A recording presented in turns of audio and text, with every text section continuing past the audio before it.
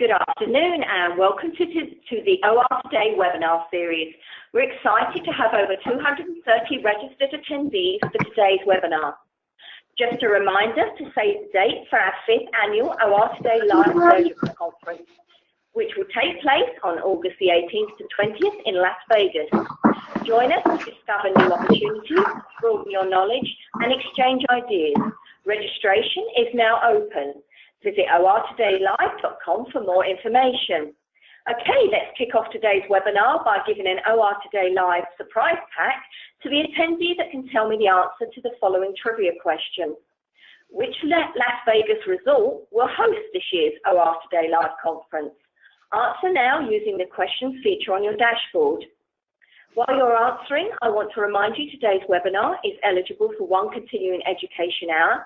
To obtain your certificate, you must complete the post-webinar survey, which will appear immediately on your computer screen at the end of today's call.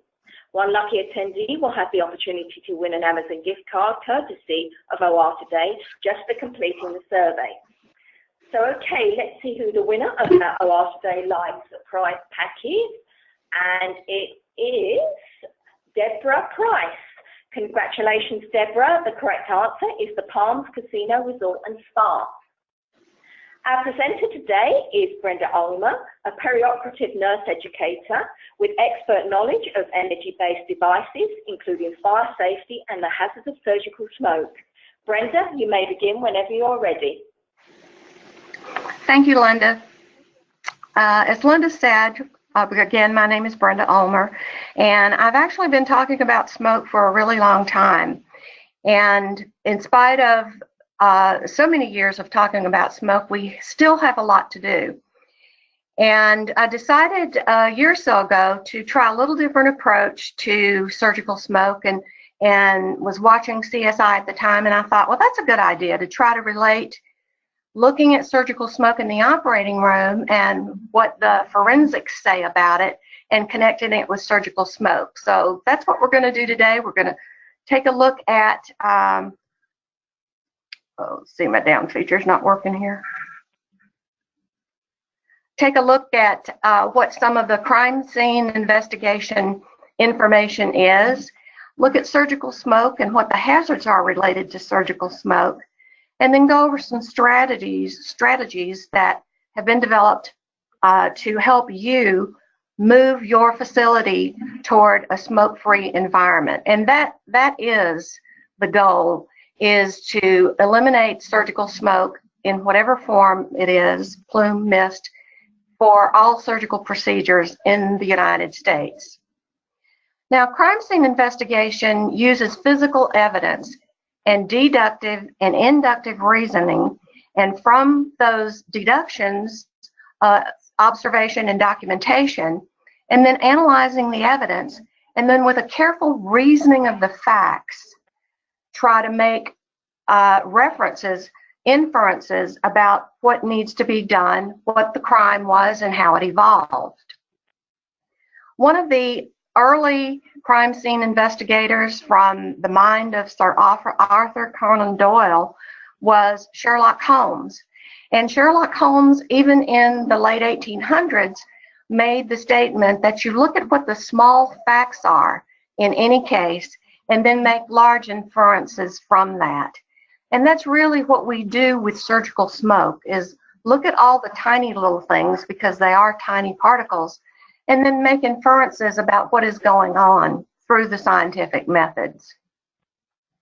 Now, the steps in a forensic investigation include recognition, look at the scene and see what's going on, identification, comparison and testing, individualization, where you are evaluating and interpreting your data, and then the reporting and the presentation of what you actually find based on your investigation.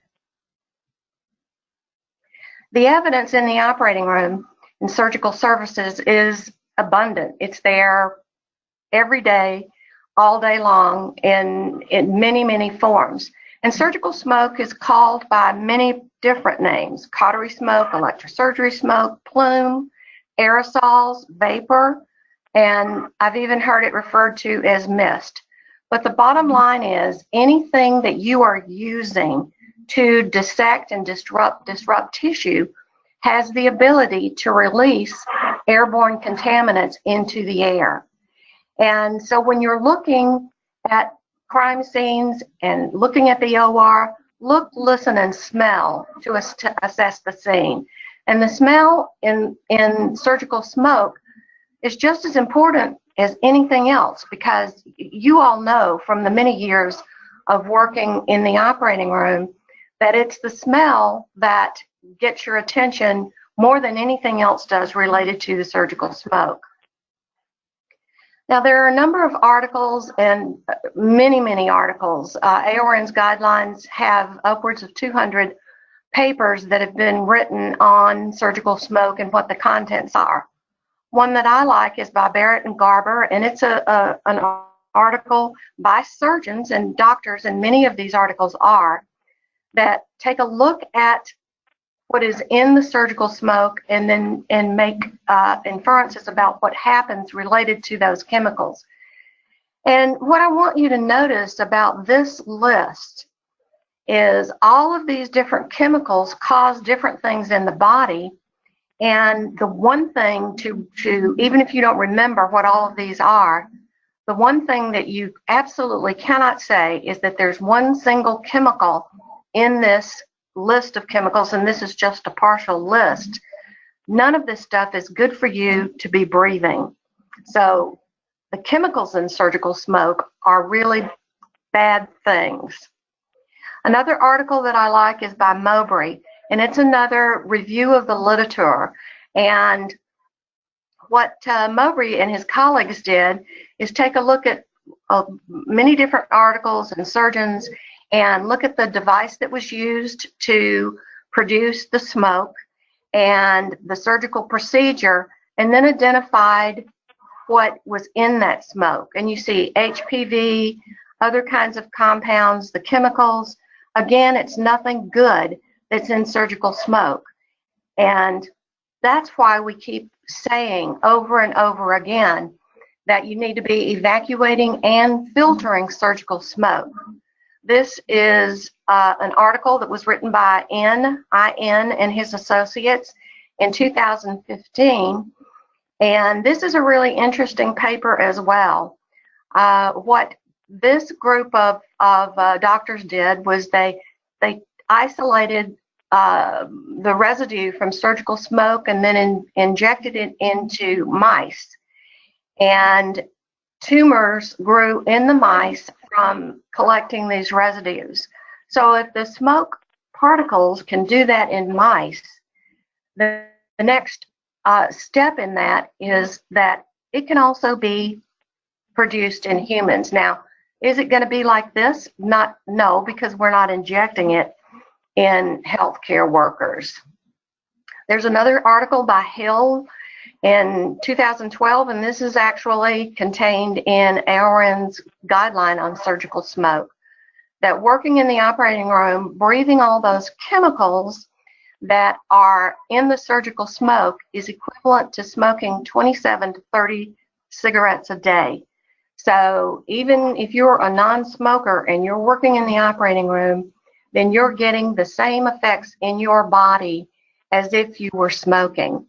And the articles, several of the articles have documented that surgical smoke is as mutagenic as cigarette smoke is. And we all know now just how bad cigarette smoking really is for you. And I think that there is a strong equivalent between what cigarette smoke does and what surgical smoke does. The difference in my mind is that when you smoke cigarettes, it's inanimate materials. And when you inhale cigarette smoke, you're actually inhaling human beings. And so that's a thought that just really doesn't sit well in my mind to think that I'm inhaling parts of a person by breathing that surgical smoke. We've known since 1975, and this article by Mahashi is one of the early articles written on surgical smoke. And he documented that 77% of the particles in surgical smoke are less than 1.1 microns in size. Now, just to give you an idea about what the size of 1.1 microns is, because it's very tiny, an average human hair is about 200 microns in size.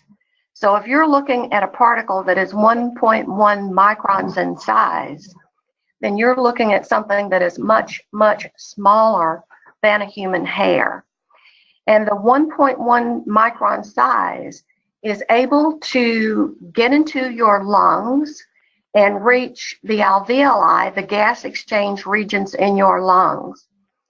And to me, that's one of the reasons that it's so hard to document what happens after we breathe that surgical smoke, is that once the chemicals in that surgical smoke are attached to the red blood cells and it gets down, or you breathe it in and then it attaches to the red blood cells, the red blood cell goes out into your bloodstream, and it's random about where the contents of that red blood cell are deposited in your body.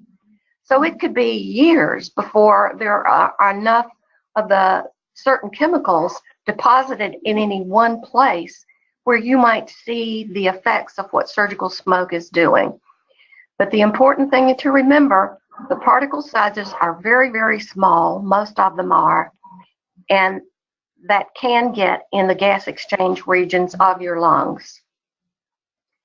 The OR really is the scene of the crime, and it's there that all of these air contaminants are deposited every day when you're using energy-based devices of almost any kind. The primary perpetrators of depositing these air contaminants in the surgical field or the room are electrosurgery units and lasers. We use more electrosurgery units and lasers in the operating room than any other energy devices. The others all fall somewhere else on the spectrum. And the prevailing wisdom used to be that when you're using the electrosurgery unit or you're using the laser, that only the people standing right around the surgical field are the ones who get the bad effects of this surgical smoke. But because of the way that air exchanges occur in the operating room, within just a few minutes of the time the laser or the electrosurgery unit is activated, that smoke is evenly distributed throughout the room. So it's not just the people standing around the patient doing the surgery, it's anybody who's in that surgical room. Other things produce mist and aerosols, bone saws, drills, burrs. As I said earlier, any device used to dissect tissue can contribute to the particulate matter in the atmosphere in the operating room. And I remember doing orthopedic cases where the surgeons that I worked with put towels around the surgical site and to open up the patient's towels on the outside of the drapes. And I remember seeing when they would use the bone saws or the drills, the little white pieces of bone that collected all around the surgical site on those blue towels. And those are just the heavier particles. There were other particles that were smaller that were being released into the atmosphere as well, contributing to that bioburden in the atmosphere. People also used to think that laser smoke was bad and electrosurgery smoke was not bad. And almost from the outset of using lasers, smoke evacuators were incorporated and used. But people used to think because of the high heat of the electrosurgery device that it sterilized that smoke. Well, nothing can be further from the truth than that.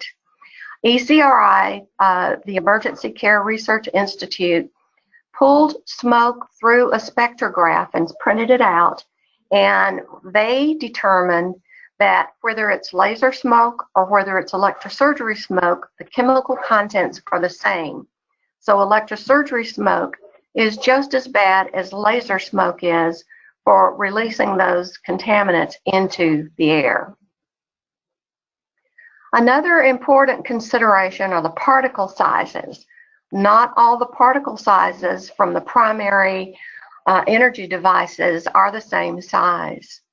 The electrosurgery unit produces the smallest particles, 0.07 microns in size, and these are the ones that are going to really get down, have the potential to get down into the gas exchange regions of your lungs. The next larger size are the laser units. Theirs are about 0.31 microns in size. The largest particle size is produced by the ultrasonic devices. And these are the harmonic scalpels, the CUSA, and those types of devices that really use mechanical motion to disrupt the tissue.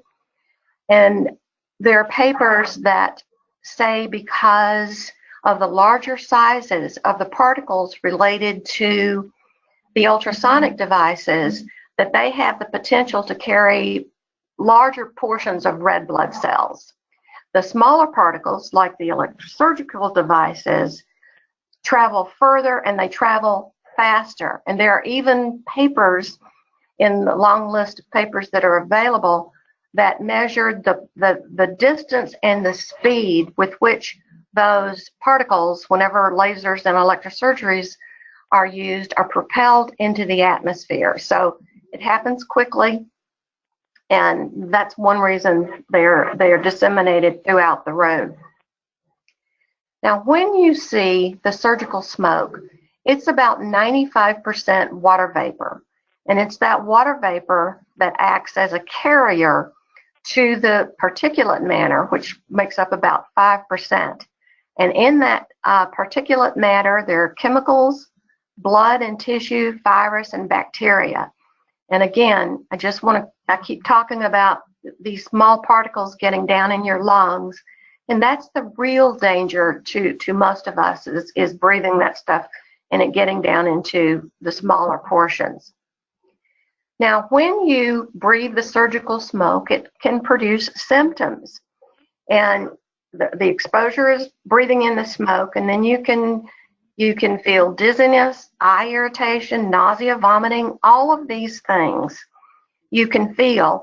And, you know, in an operating room in any given day, you might have people experiencing these things for a number of reasons, but one of the reasons could be the surgical smoke.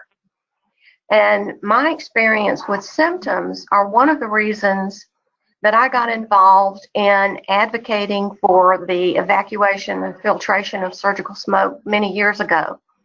In 1996, I was getting more involved in AORN and started to work part-time in the operating room. And I went about a month without working a full shift in the operating room. And on the one particular day that I remember, I was in high smoke producing cases.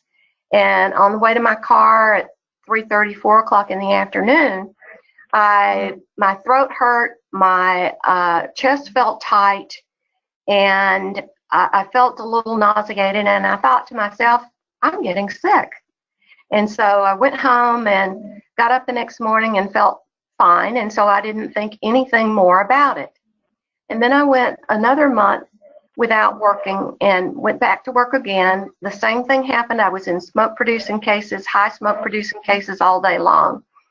And the same thing happened on the way to the car that day too. And it was at that point in time that I made the intuitive leap that it was breathing that smoke all day long when I wasn't used to breathing it every day. And I could really feel what it did to my body.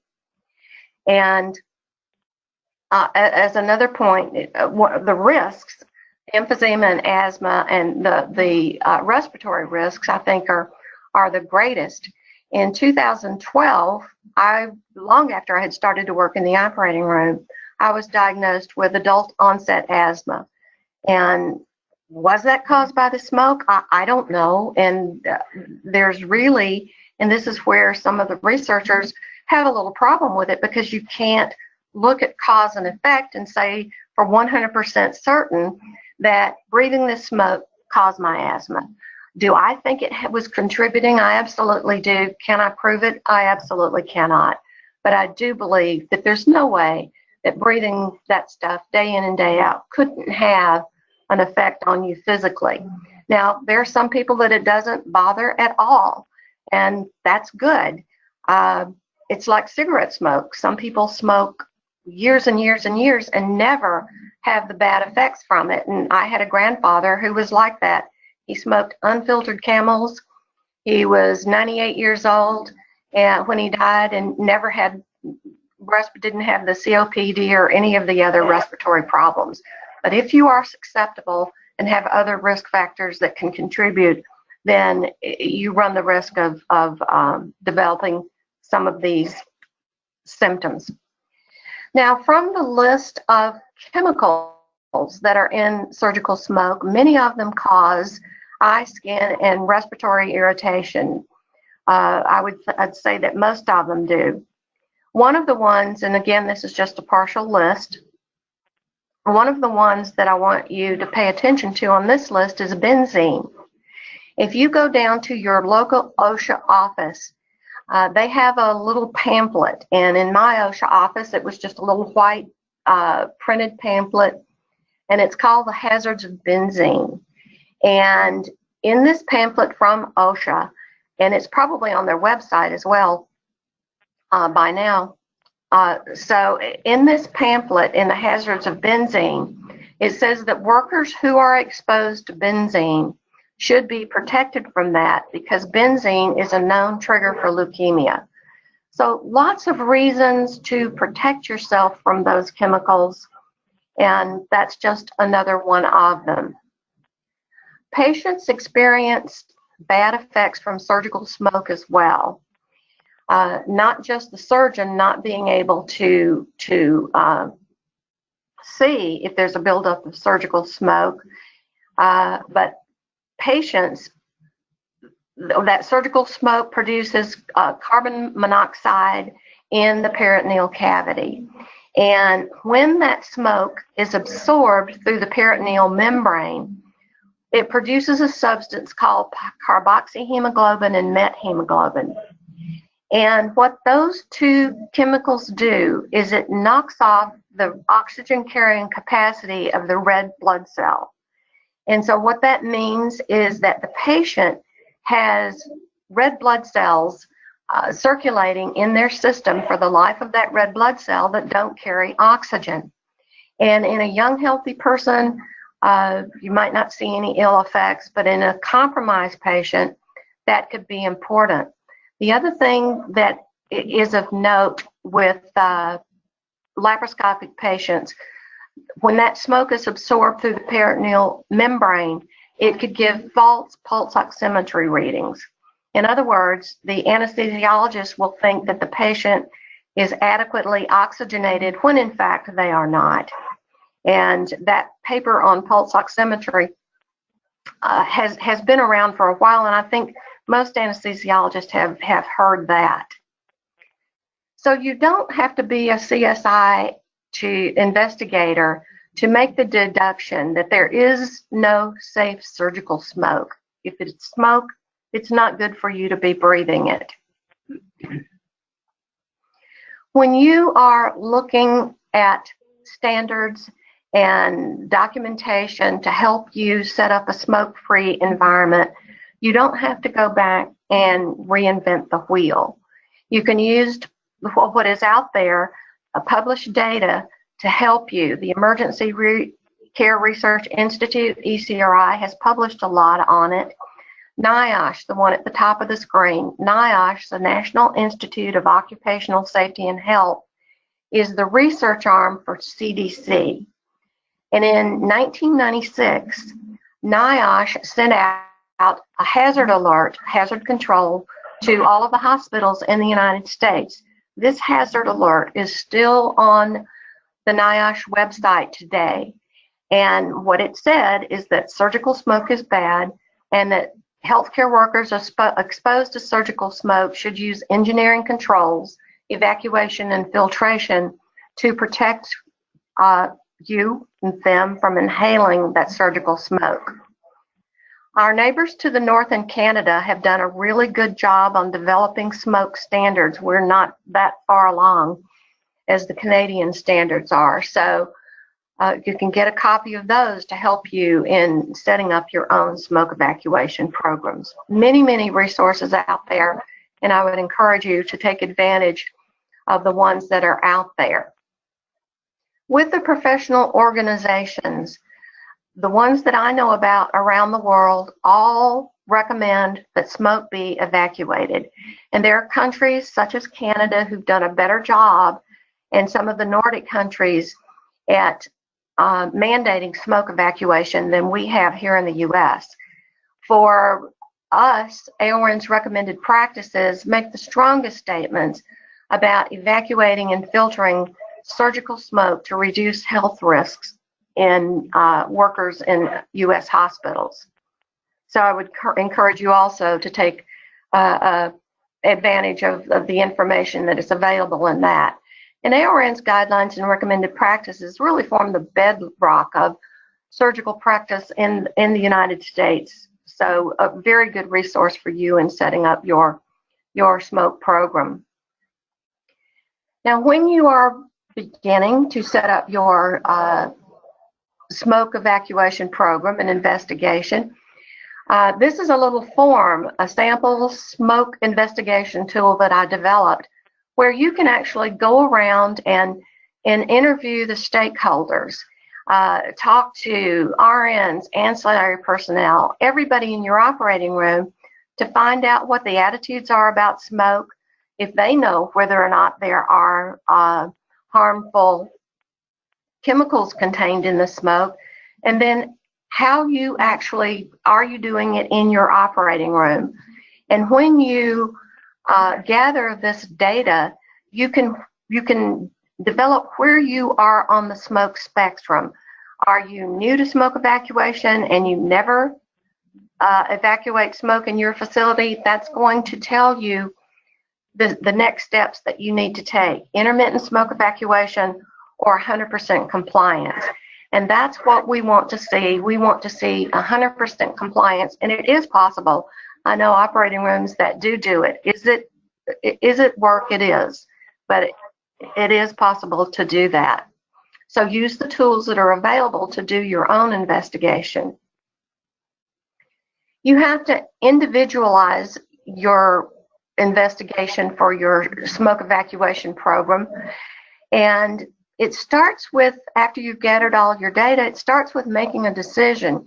Your facility has to decide that yes, you are going to evacuate and filter surgical smoke to make it a safer work environment, and then identify who your champions are. Frequently, it only takes one person with a passion to clean up the environment in the operating room to make 100% compliance a reality. And I have friends who've done that. I have a nurse friend in the Atlanta area, which is where I am, by the name of Vanjie Dennis.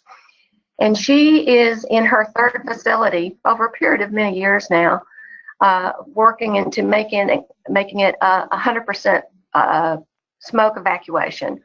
And in my interactions with Vanjie over the years, I was on AORN's original smoke task force a number of years ago, and we met here in Atlanta at one of Vanjie's hospitals in a conference room attached to the operating room. It was just right adjacent to the operating room.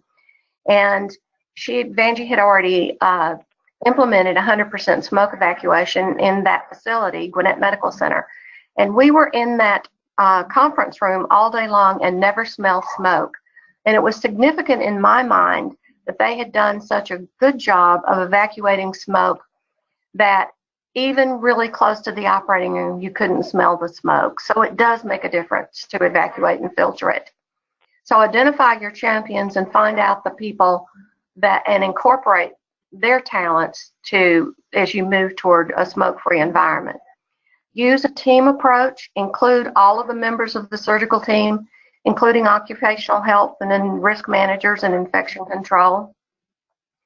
because there's nothing worse than implementing in the operating room, developing a policy and then trying to force other departments to use it. So using a team approach and getting buy-in from everybody will make it stronger. Investigate smoke systems, develop your policies, and then education is a real big component of having a successful smoke evacuation program.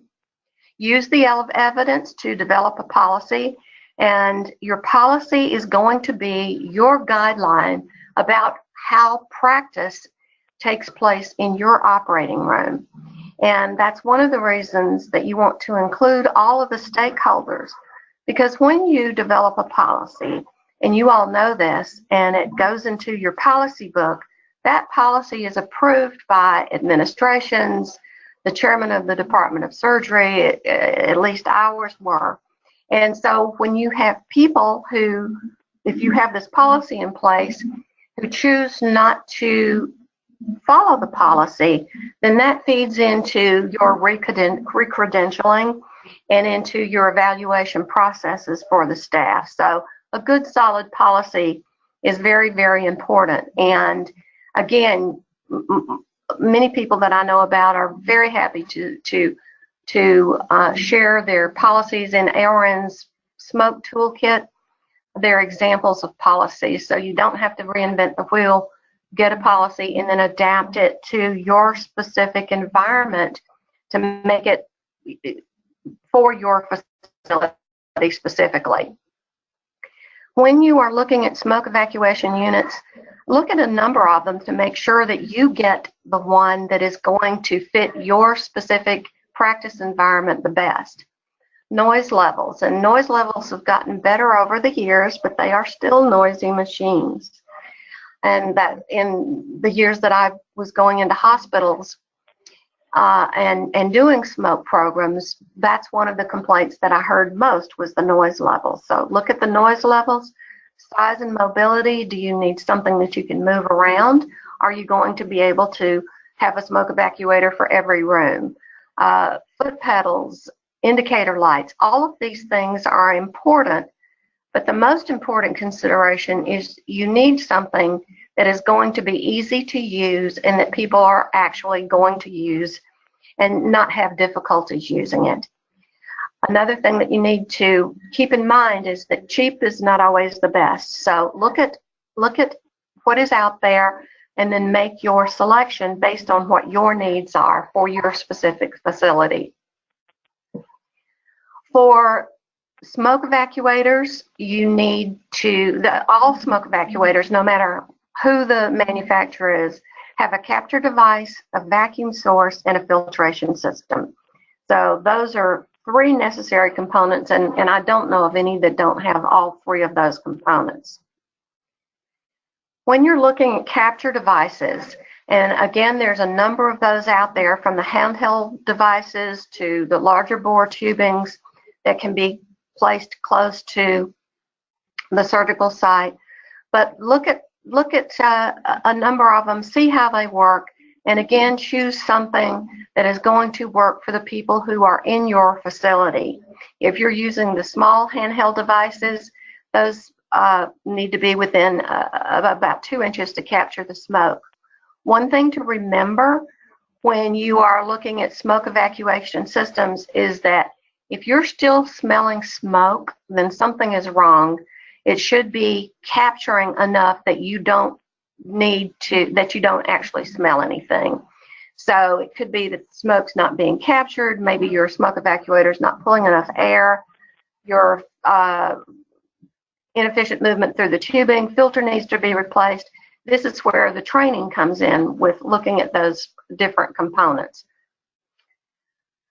With the vacuum sources, you need to look at systems that are powerful enough to capture the smoke. And with if you need a powerful system, you can't use your wall suction. And the smoke evacuation systems do not replace the wall suction. The other thing that they need to have is the ULPA air filter, the ultra low penetrating air filter. And I think most of the ones by the major manufacturers do incorporate the ULPA filter system. You need to be evacuating laparoscopic smoke as well, and you need a smoke evacuator that is going to balance smoke evacuation with maintaining the pneumothorax so you don't lose that. SAGES, the Society of the American Gastro and Endoscopic Surgeons, recommends smoke evacuation, and this is just, I took this from their website, the SAGES website, and this is just one configuration of laparoscopic smoke evacuation, but you do need to be evacuating that as well. The other important thing to remember is at the end of the procedure, of a laparoscopic procedure, I've seen many times the pneumothorax is just evacuated into the atmosphere. That should be evacuated into the smoke evacuator as well, so it moves the contents of the abdomen and through the filtration system. Now, the ULPA filter system is a 3-stage filter that is made up of a large filter that captures the large particles, and you can actually see those accumulate on the filter. The ULPA filter is the middle chamber, and it's like a little tortuous hair-like particles that capture those smaller particles, the 1.1 and smaller micron in size particles. The third stage, and this is the important one, is the charcoal filter. And what that charcoal filter does is it binds to those toxic gases, the toluene, the benzene, the formaldehyde, and keeps those from being released out the surgical, back into the atmosphere. Now, you can use wall suction, and that's where your investigation of your procedures is important. Small cases that don't produce a lot of smoke, you can use an inline filter. And these small filters made by a number of different manufacturers are ULPA filters that filter the smoke and keep the contents from being, again, released into your wall suction system or back into the atmosphere. The thing you need to remember about your suction system, the wall suction system, is that most wall suction systems only filter about 5 cubic feet per minute of air. That's what they pull through the system. And it's not really powerful enough to capture a lot of those particles. Most dedicated smoke evacuators will pull about 50 cubic feet per minute of air. Some people think that the mask will protect you from surgical smoke, and nothing could be further from the truth on that. The standard surgical mask, whether it's the cone or the tie-on, filter particles that are about 0.6 to 5 microns in size. And remember, 77% are smaller than 1.1 microns in size. The laser or the high filtration mask will filter smaller particles, but you have to remember that by the time you've breathed through that mask for a few minutes, it is a wet from your moist breath, and is not going to be an adequate filter. So a mask should never be the first line of defense. What is essential is invisible to the eye, and what you can't see in surgical smoke can hurt you. That is why we need to evacuate it. AORN's guidelines, again, as I said earlier, are one of your most valuable resources in setting up a smoke program. And smoke has been a dedicated standalone guideline since 2017. And I was able to work with AORN headquarters in developing those, and it's a really good tool for you to use in your facilities. And most hospitals already have access to AORN's guidelines and recommended practices, so it should be in your facility already. Another option available to you through the AORN website, it's, as most of you know, it's aorn.org, is AORN's Go Clear program. And I served as the subject matter expert on developing the AORN Go Clear program. And it is a recognition program that is free to all users. You can sign up for that. And then when you complete the program, and it's got all of these things that we've talked about so far, the sample policies and procedures, the tools to help you gather your information. It has everything that you need to help you set up a smoke evacuation program in your facility. So I would encourage you to go on the ARN website and take a look at that. The goal is to educate, to evacuate, to provide guidance on surgical smoke, and make sure that we are creating a safe surgical environment for everyone who is in the operating room. You have to provide training for the staff, and you know that from all of the new things that come into your operating room. You need didactic learning. Lectures by experts are a really good way to do it. Self-study modules, internet learning. There's nothing worse than having a piece of equipment that people don't know how to use and don't know how to set up. So make sure that we're setting it up appropriately, because if the smoke can't be prevented, then it should be adequately controlled, and smoke evacuation and education is the way to do that. When you get a new piece of equipment in, you should evaluate the skills initially, and then however your operating room policy says to do it, yearly or whatever it is, but you need to know that everybody who uses the smoke evacuation system has been trained and is competent to set it up and change the filters and use it the way that it should be used. Brenda Gregory Dawes was the ARN Journal editor in 2000, and her message was a Stop Smoke campaign begins with you, and it really does. You are the first line people who will be able to make it possible. So making it seamless for your surgeons really is the best way to do it. And I told you about Vanjie making her hospitals 100% evacuation, smoke evacuation facilities, and one of the ways that she did it is she couldn't find what she wanted in the market, so they took the larger bore smoke tubing for open cases, open abdominal cases.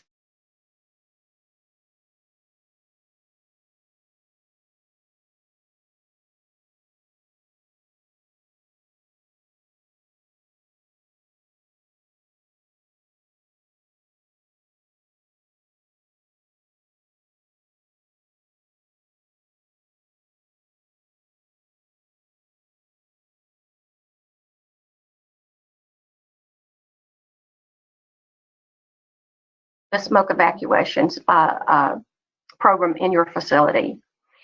We solved the crime that smoke really is bad for you. And when we started using electrosurgery devices in the early 1900s, 1926 specifically, so it's almost 100 years now, it really revolutionized surgery by making it possible to reduce blood loss. And the hazard of surgical smoke has been overlooked for decades. So we need to really take a look at all of that now and make sure that we determine that all surgical smoke is hazardous and that we should be evacuating it and filtering it. Breathing should be the easiest part of everybody's job. You shouldn't have to go to work any day and worry about what you are breathing as you take care of patients in the operating room.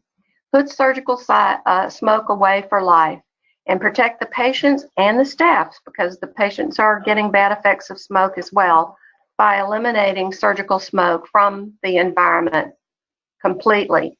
Now, we had a really huge success last year, and I say huge because this happened in the smallest state in our union, Rhode Island, but they went mandatory as of January 1st, 2019, that it's a state law that surgical smoke be evacuated in every operating room in Rhode Island.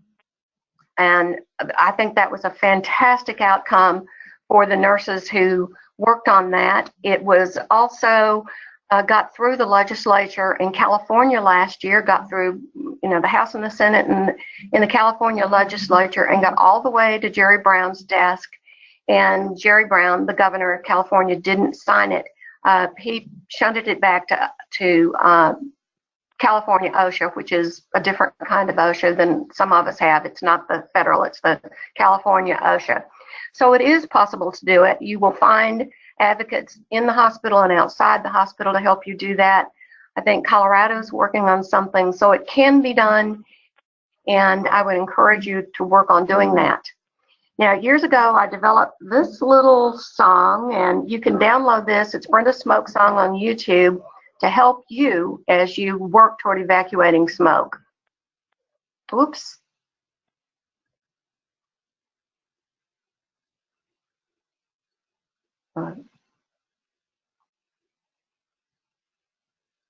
Oh, goodness. Sorry about that. It played earlier.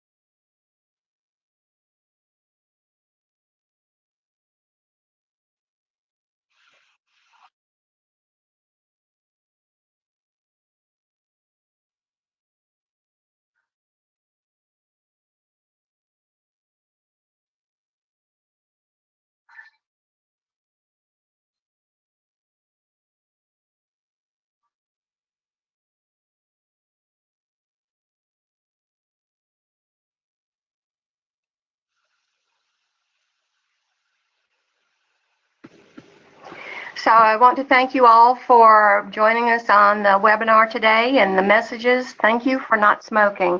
This is my email address on the screen right now, and if you have additional questions, please feel free to send me an email, and I'll try to answer them as best as I can. And thank you very much. And back to you, Linda. Hey, thank you so much, Brenda. That was really, really interesting and very informative. I have got a couple of questions here. The first one is there a real risk of inhaling carcinogens or viral DNA from laser or electrosurgery smoke? The papers that have looked at that say that there is a risk that the smoke is carcinogenic.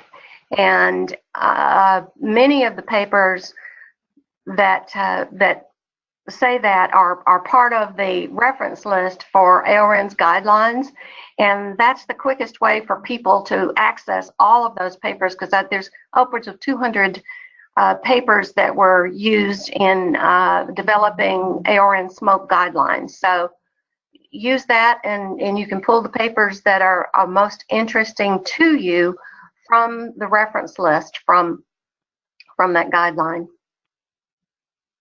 Okay, that's great. Another question is evacuation recommended when smoke is produced from the electrosurgical device? Yes, it is recommended by everybody, by AORN, by ECRI, many of the other professional organizations. So it is recommended that it be done. Okay, that's great. Another question says, the list of chemicals in surgical smoke seems very scary. Where do they come from, and are these naturally present in the patient's body? The chemicals that are in surgical smoke are the byproducts from, in the case of laser and electrosurgery unit and even ultrasonic devices, when you burn something, those chemicals are the byproduct. So the benzene is all of those things are in there, but when you burn it, it changes the chemical component of it, and that the result, those chemicals are the result of the pyrolysis of the tissue. It is scary. Yes, very scary. If this is documented, why has OSHA not mandated the smoke evacuation in the OR or JOCO? Well, and I was involved in this in the late 90s as well.